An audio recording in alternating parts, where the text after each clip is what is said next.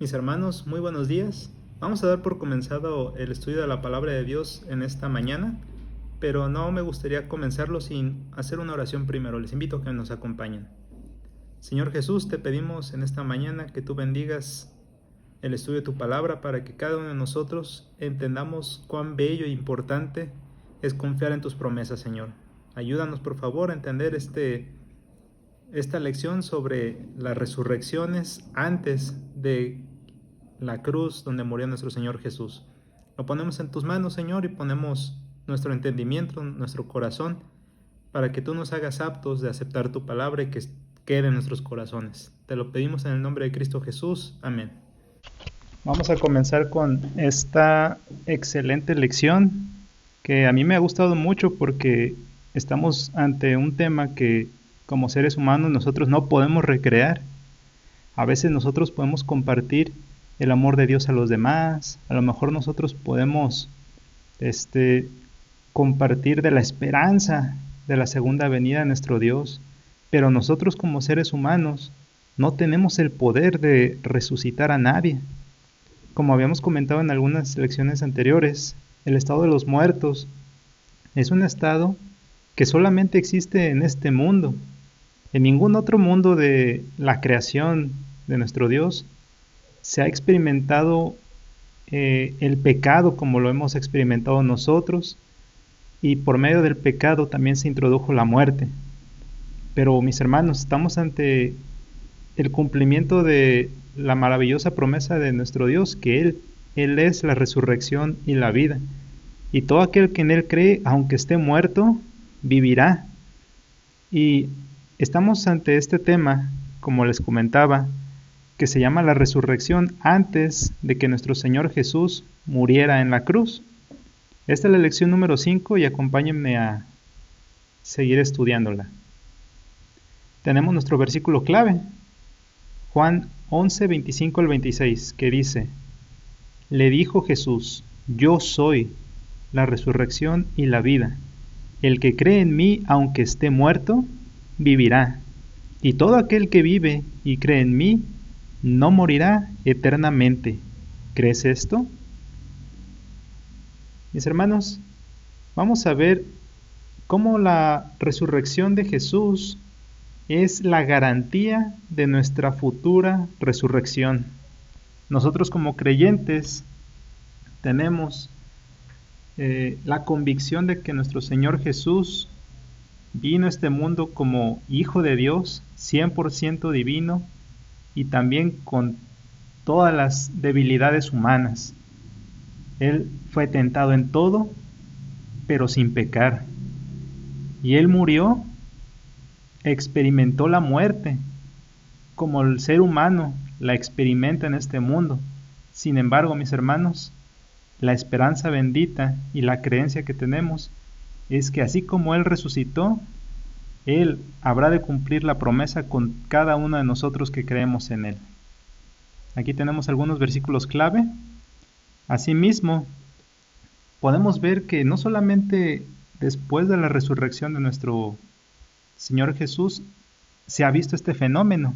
De hecho, desde el Antiguo Testamento hemos visto personas que murieron, pero fueron resucitadas en algún momento, en el Antiguo y en el Nuevo Testamento. Pero hay una excepción muy interesante. Moisés fue una persona que resucitó, pero para no volver a morir. Todas las demás personas experimentaron una muerte en este mundo, resucitaron, pero pues con el pasar del tiempo, con el pasar de los años, pues envejecieron, quizás se enfermaron. La Biblia no nos menciona esto, pero terminaron muriendo otra vez. Es interesante que estas personas murieron pues por lo menos 2 veces, ¿verdad?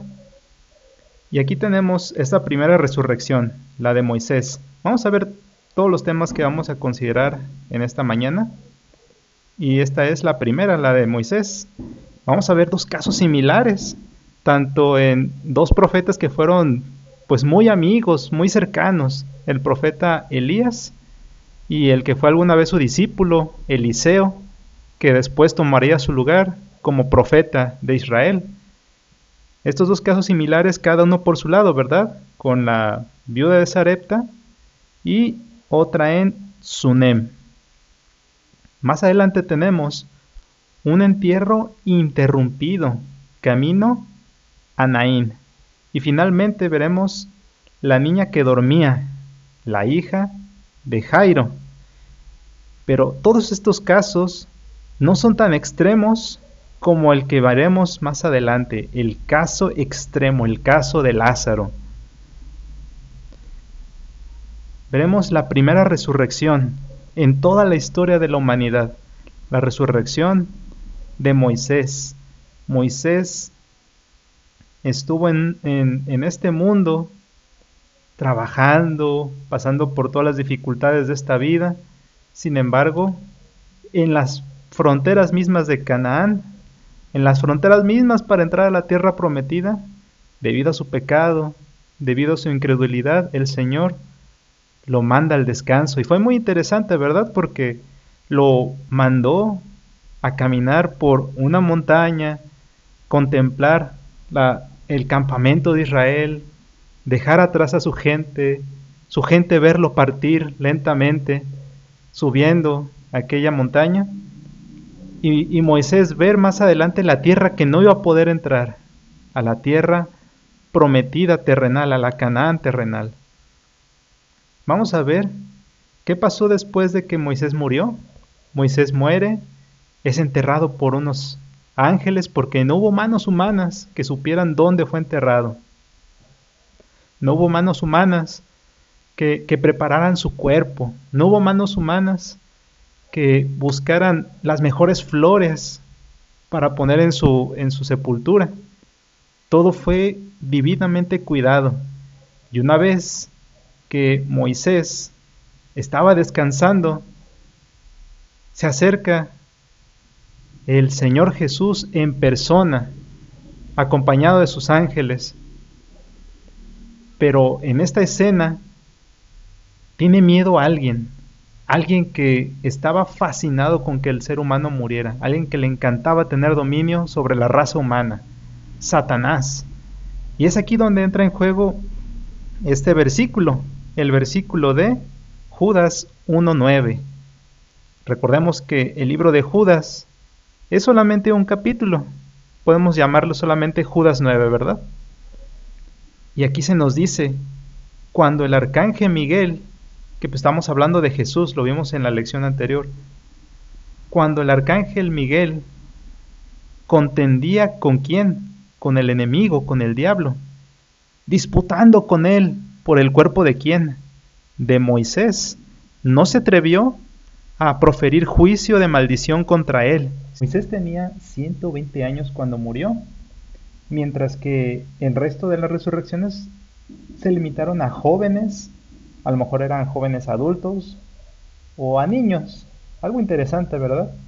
El único viejo, por así decirlo, realmente fue Moisés, ya con 120 años, ya con las canas, ya con un cuerpo débil. Se nos dice que fue resucitado y llevado al cielo. Muy bien, vamos a ver otro aspecto de este caso, el caso de la resurrección de Moisés. Nadie le vio resucitado, es decir, ninguna de las personas que había convivido con él, Aarón, Josué, todos los demás jóvenes, nadie le vio resucitar. Todo fue por revelación profética. Ahora, tenemos esta revelación profética por lo menos en el libro de Judas, que estaba platicando sobre este caso, ¿verdad? Moisés resucitó como resucitaremos nosotros, con un cuerpo incorruptible, es decir, Moisés ya con un cuerpo que no se degrada con el paso de los siglos, de los milenios. Y no volvió a morir. Él, como les dije, es la excepción a los otros casos. Él resucitó para vida eterna, pues apareció Jesús durante su ministerio. Fíjense, aquí tenemos el caso de Moisés, como vimos, resucitando por orden misma del Señor Jesús. El Señor Jesús se lo llevó y durante el ministerio de nuestro Salvador en esta tierra, tenemos este capítulo que se llama la Transfiguración, donde el Señor Jesús estaba orando fervientemente para que sus discípulos pudieran conocer la gloria del cielo, para que pudieran soportar la presencia de los ángeles, la presencia, un vislumbre de la tierra prometida. Estaba orando y los discípulos con mucho sueño, estaban ya muy cansados. Jesús les decía, no tengan temor, no se duerman, acompáñenme. El Señor Jesús oraba y empezó a cambiarle el rostro, a iluminarse. Es como si las puertas del cielo empezaran a abrir y empiezan a bajar las huestes de los ángeles. Empieza a aparecerse ahí dos personas que habían subido al cielo. Una que no vio la muerte, Elías, y otra que experimentó la muerte, resucitó, hablando de Moisés. Y finalmente ya cuando los discípulos pues ahí se fueron despertando, pudieron probar solo un cachito de la gloria del cielo, ya cuando estaban hablando Jesús, Moisés y Elías. Y Pedro pues diciendo, a ver, pues hay que preparar unas enramadas aquí, ¿verdad? Para que estemos todos bien a gusto. Pero la Biblia dice que él no sabía de lo que estaba hablando. Estaba todavía modorro, ¿verdad? En fin, tenemos estos aspectos interesantes de la resurrección de Moisés, que en este momento está, pues ahora sí que en el cielo, ¿verdad? Están ya disfrutando de la compañía del Padre, esperando por el regreso de todos sus compatriotas en la resurrección final. Y aquí nos sigue diciendo, siendo que Jesús aún no había muerto en la cruz, Satanás se sentía dueño del cuerpo de Moisés, ¿verdad? Peleó por él. Pero observen que no fue el espíritu o el alma de Moisés lo que sobrevivió a la muerte. Fue un cuerpo físico, completo, transformado, lo que subió al cielo. No como un alma, un fantasma, ¿verdad? La Biblia es muy clara. No era un fantasma, o lo que se conoce hoy como alma, erróneamente, como un ser transparente, ¿verdad?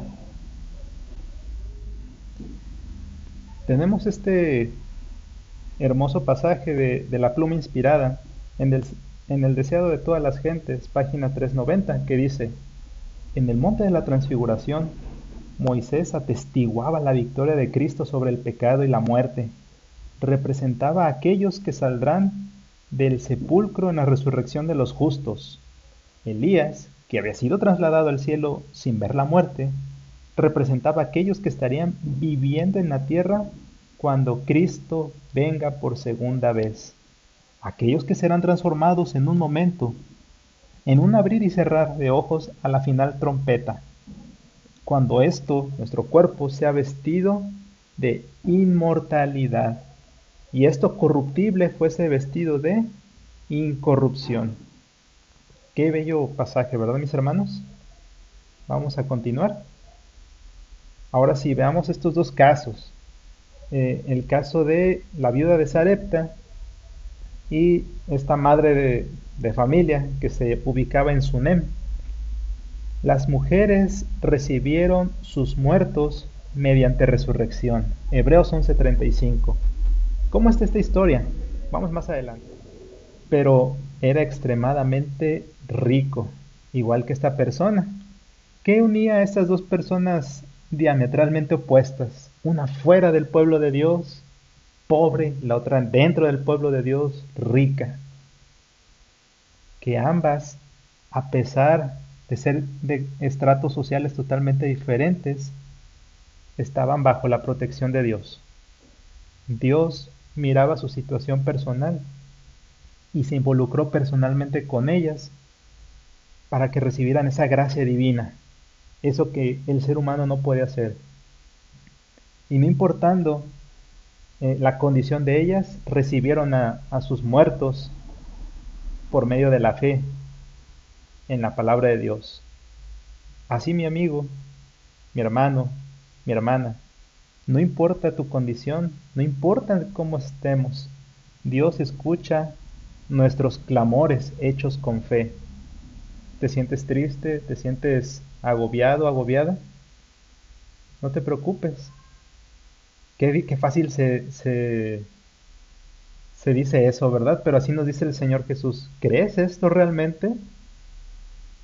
Bueno, pues si tú crees, vas a recibir lo mismo que estas mujeres recibieron, el cumplimiento de las promesas. ¿Qué tiene que decirnos la pluma inspirada en este asunto? Perdón. ¿Qué tiene que decirnos la pluma inspirada en este asunto? En el libro Profetas y Reyes, página 180. Así fue recompensada la fe de esta mujer, la sunamita. Cristo, el gran dador de la vida, le devolvió a su Hijo. Así también serán recompensados sus fieles, cuando en ocasión de su venida la muerte pierda su aguijón y el sepulcro sea despojado de su victoria. Entonces devolverá el Señor a sus siervos, los hijos que les fueron arrebatados por la muerte. ¿Tienes tú un padre, un hijo que ya está descansando en la esperanza bendita del regreso de nuestro Señor? ¿Te fue arrebatado por la muerte ese ser querido? En Cristo Jesús recibirán esa recompensa. Por la gracia de Dios regresarán a la vida. El que cree en Cristo, aunque esté muerto, vivirá. Vamos a ir más adelante entonces con esta lección, con otro bello capítulo. El entierro interrumpido, camino de Naín. Tenemos este hermoso pasaje de la pluma inspirada en el deseado de todas las gentes, página 390, que dice: en el monte de la transfiguración, Moisés atestiguaba la victoria de Cristo sobre el pecado y la muerte. Representaba a aquellos que saldrán del sepulcro en la resurrección de los justos. Elías, que había sido trasladado al cielo sin ver la muerte, representaba a aquellos que estarían viviendo en la tierra cuando Cristo venga por segunda vez. Aquellos que serán transformados en un momento, en un abrir y cerrar de ojos a la final trompeta. Cuando nuestro cuerpo, sea vestido de inmortalidad y esto corruptible fuese vestido de incorrupción. Qué bello pasaje, ¿verdad, mis hermanos? Vamos a continuar. Ahora sí, veamos estos dos casos. El caso de la viuda de Sarepta y esta madre de familia que se ubicaba en Sunem. Las mujeres recibieron sus muertos mediante resurrección. Hebreos 11:35. ¿Cómo está esta historia? Vamos más adelante. Este lugar geográfico llamado Sarepta se encontraba en Fenicia y Sunem en Israel. Dos lugares totalmente diferentes aparentemente, pero ¿qué une a estos dos lugares? Uno fuera de Israel y otro en Israel. Ambos fueron testigos de una resurrección de infantes. Cada uno vio la historia de un niño resucitado, tanto para los que no estaban aparentemente dentro del pueblo de Dios y para los que sí estaban en el pueblo escogido por Dios, en Israel. Ahora, es interesante que el primero fue resucitado por Elías. Recuerden, eran un par de, más que alumno y discípulo, eran prácticamente amigos, muy cercanos, se querían mucho, Elías y Eliseo. Estos dos, cada uno tuvo una experiencia de resurrección. Elías con la viuda de Sarepta y Eliseo con el hijo de la mujer que vivía en Sunem. A ellos se les permitió ser premiadas por su fe, dado que vieron un milagro que no era muy común, era rarísimo. Solamente había ocurrido con Moisés. Ahora ellos fueron testigos de una probadita de lo que la fe puede hacer por el ser humano. Recibir a nuestros seres queridos a pesar de que estén en el sueño de la muerte. Cada una de ellas en su casa hospedaron al profeta por ser profeta, porque sabían que eran siervos de Dios. Tenían fe en que a pesar de las carencias, a pesar de las dificultades, el trabajar para Dios era algo que valía la pena, algo que traería beneficios para su vida espiritual. Jamás se imaginaron que serían partícipes de estos milagros tan increíbles. Asimismo, ante la muerte buscaron anhelosamente al profeta, es decir, buscaban la palabra de Dios. Cada una de ellas se aferraban a las promesas, cada una de ellas se aferraban a lo que Dios tenía que proveerles en su vida. El profeta se involucró personalmente, es decir, ahora quizás no tenemos un profeta que esté caminando por todos lados, de aquí para allá como ellos dos, pero tenemos la palabra profética más segura, la palabra de Dios. Y la palabra de Dios, déjame decirte, amigo, que se puede involucrar en tu vida personalmente si así lo permites. Y este involucrar de la palabra de Dios en tu vida puede hacer un milagro como en la vida de estas dos mujeres, porque ellas, al tener una relación personal con estos profetas, tuvieron una habitación preparada para ellos. Es decir, ellas tenían lugar para la palabra de Dios en sus casas. Yo te hago esa pregunta: ¿hay lugar para la palabra de Dios en tu casa? Tú le puedes hacer un espacio. Quizás no tienes un cuarto así completo de estudio a la palabra de oración, pero en el cuarto de tu corazón hay lugar para la palabra de Dios. ¿Cómo lo puedes saber? Bueno, ¿haces un espacio para estudiarla durante el día? Si es así, pues déjame decirte que felicidades, tienes un lugar, un cuartito para la palabra de Dios. Finalmente, esta fe, esta fe materializada en preocupación por saber qué es lo que Dios quería de sus vidas, en atender las necesidades del pueblo de Dios, recibieron a sus hijos de regreso. Recordemos que la viuda estaba prácticamente en la pobreza extrema. Yo no sé, a lo mejor te ha pasado a ti. A mí, por gracia de Dios, no me ha tocado una pobreza tan extrema como la de ella. Pero imagínate, solo tener una comida y saber que es la última. Que por más que busques, por más que pidas, por más que intentes, no tendrás más comida, ni para ti, ni para tus hijos. No hay dinero, no hay de dónde buscar, no hay árboles frutales. Recordemos que estaba en una época de sequía y, y prácticamente lo único que le quedaba era para hacer un panecito estilo Medio Oriente, y era su última comida, iban a morir. Ahora, la otra no era viuda, estaba casada y no era pobre, era rica, tenía por lo menos pertenencias. Ahora, es muy difícil encontrar a una persona adinerada que sea muy fiel a Dios. No es imposible, pero es complicado. Hasta el Señor Jesús lo dijo: es más fácil que un camello pase por el ojo de una aguja que un rico entre en el reino de los cielos. Ya vimos el caso de Job. Job era extremadamente rico. Quizás era el Carlos Slim de su época, quizás era el Donald Trump, no sé con qué compararlo, pero era extremadamente rico, igual que esta persona. ¿Qué unía a estas dos personas diametralmente opuestas? Una fuera del pueblo de Dios, pobre; la otra dentro del pueblo de Dios, rica. Que ambas, a pesar de ser de estratos sociales totalmente diferentes, estaban bajo la protección de Dios. Dios miraba su situación personal y se involucró personalmente con ellas para que recibieran esa gracia divina, eso que el ser humano no puede hacer. Y no importando la condición de ellas, recibieron a sus muertos por medio de la fe. en la palabra de Dios.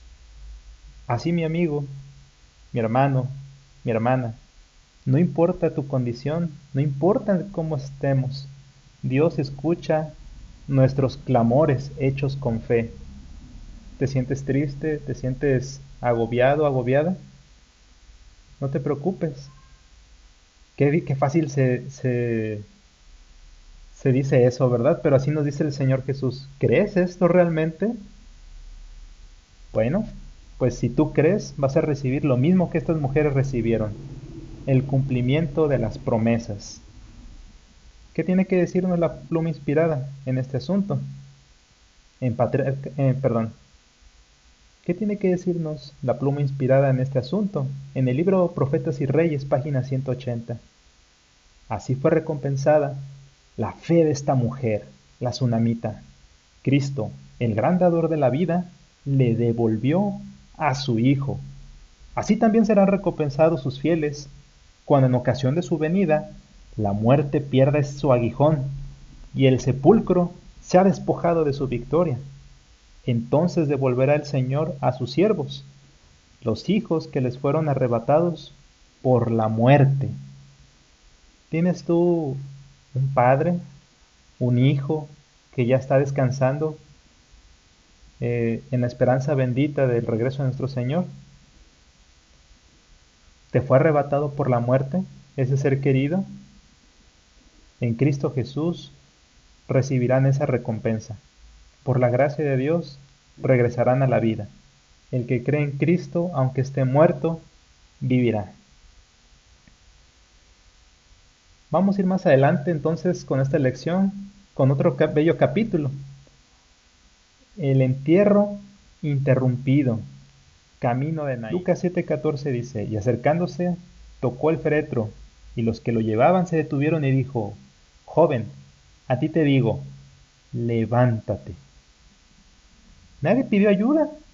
La madre del joven no manifestó fe, no esperaban un milagro, pero Jesús lo hizo. Resucitó al joven y lo dio a su madre. Esta historia la van a encontrar en Lucas 11 al 15. La presencia de la vida y la presencia de la muerte no pueden coexistir, porque donde está Cristo Jesús hay vida. Cristo Jesús está en tu casa, allí va a haber vida. Está en tu corazón, va a estar gozoso y lleno de vida. Está en tu matrimonio va a tener vida. Está en tu relación con tus hijos, va a tener vida. Jesús puede tener el llanto como lo detuvo en esta ocasión.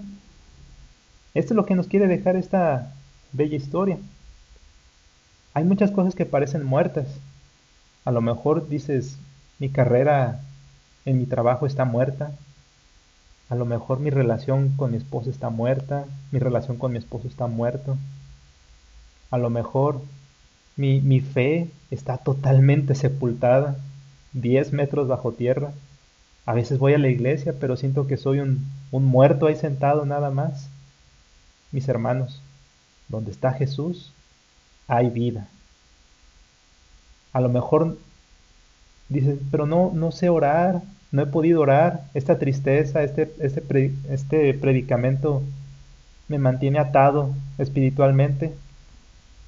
Pasa al lado de Jesús, aférrate a las promesas del Señor, y donde está Él habrá vida. Te puede ayudar en todas estas áreas que dije hace un momento.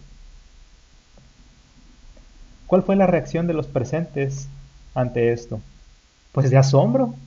Todos se llenaron de temor y todos alabaron a Dios, porque surgió entre ellos un gran profeta, decían. Dios ha venido en ayuda de su pueblo. Cuando tú recibas al Señor Jesús, porque Él quiere estar en tu vida, Él es el primero en estar interesado en estar en tu vida, tú dirás, realmente Dios ha venido en ayuda de su hijo, de su hija. Puedes aferrarte a estas promesas. Dios hace milagros, incluso en favor de aquellos que no lo piden. ¿Tú crees que no es un milagro estar con vida después de una pandemia? ¿Tú crees que no es un milagro estar como si nada hubiera pasado. La gente ya no usa cubrebocas, hay mucha gente que ya ni siquiera habla al respecto, pero déjame decirte que si estás vivo y si tú ves a la gente que está viva y no cree en Cristo Jesús, están siendo beneficiadas de un milagro, a pesar de que tú piensas que no son dignos de recibirlo. Solo hay una razón para ello, que Dios nos ama. Dios está preocupado por cada una de sus criaturas. Quiere que aprovechemos cada momento de nuestra vida para acercarnos a Él y juntos regresar a casa, a la Canaán celestial. ¿Qué tiene que decir la pluma inspirada acerca de esto? En el deseo de todas las gentes, en la página 286, dice lo siguiente: el que estuvo al lado de la apesumbrada madre cerca de la puerta de Naín, vela con toda persona que llora junto a un ataúd. Se conmueve de simpatía por nuestro pesar. Su corazón, que amó y se compadeció, es un corazón de invariable ternura. Su palabra, que resucitó a los muertos, no es menos eficaz que ahora cuando se dirigió al joven de Naín. Aceptemos al Señor Jesús por fe. Él va a resucitar nuestras finanzas, va a resucitar nuestro matrimonio, va a resucitar nuestra relación con Él.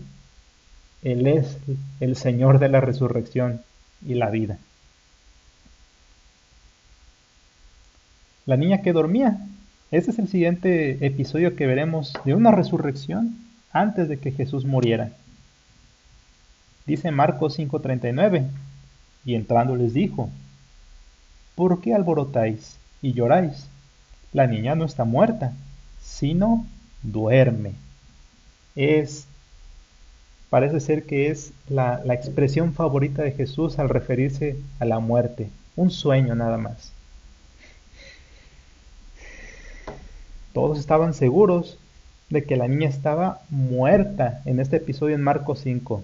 Todos la vieron morir. Todos vieron a esta niña morir. Pero Jesús aseguraba que tan solo dormía. Así que simplemente les pidió que se levantara, que le dijo unas palabras en otro idioma, Talita Kumi, que traducido es: niña, a ti te digo, levántate. Al Señor Jesús le encanta hacer que las personas despierten de este sueño, mostrarnos que así como parece que fue tan fácil morir, así de fácil es para Él levantar a los muertos que creen en Él. Para nosotros la muerte puede ser un final desgarrador, ¿verdad? Insuperable. Toda una vida de tristeza y amargura si es un ser muy querido. No podemos hacer nada para salir de ese estado irreversible. Por más que queramos, no podemos regresar a esa persona a la vida.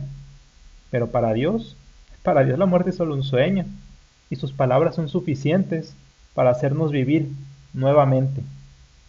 Jesús tiene las llaves del sepulcro. Eso está en Apocalipsis 1:18. Y para Él todos viven, pues serán resucitados. Recordemos que la palabra de Dios también nos dice que Dios es un Dios de vivos, no de muertos. Y si lo aceptamos como nuestro Salvador ahora, Él puede y nos conservará vivos por la eternidad. ¿Qué nos tiene que decir la pluma inspirada? Acompáñenme a leer El deseo de todas las gentes, página 311. Instantáneamente, un temblor pasó por el cuerpo inconsciente. El pulso de la niña volvió a latir. Los labios se entreabrieron. Los labios se entreabrieron con una sonrisa. Los ojos se abrieron como si ella despertara del sueño, y la niña miró con asombro al grupo que le rodeaba. Se levantó y sus padres la estrecharon Se levantó y sus padres la estrecharon en sus brazos llorando de alegría. ¿No te lleva esto por lo menos un segundo a esa mañana de la resurrección? Cuando, eh, cuando el Señor Jesús haga latir millones de corazones nuevamente, cuando ese pulso, esa corriente de energía recorra por miles y millones de cuerpos nuevamente y se vean millones de sonrisas, millones de abrazos, millones de lágrimas de alegría por todo el mundo, porque el Señor Jesús levantará a los muertos que creyeron en Él.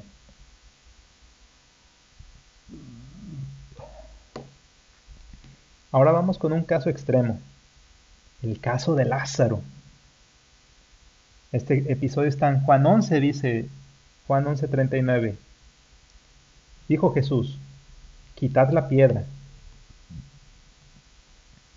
Marta, la hermana del que había muerto, le dijo, Señor, ya huele feo.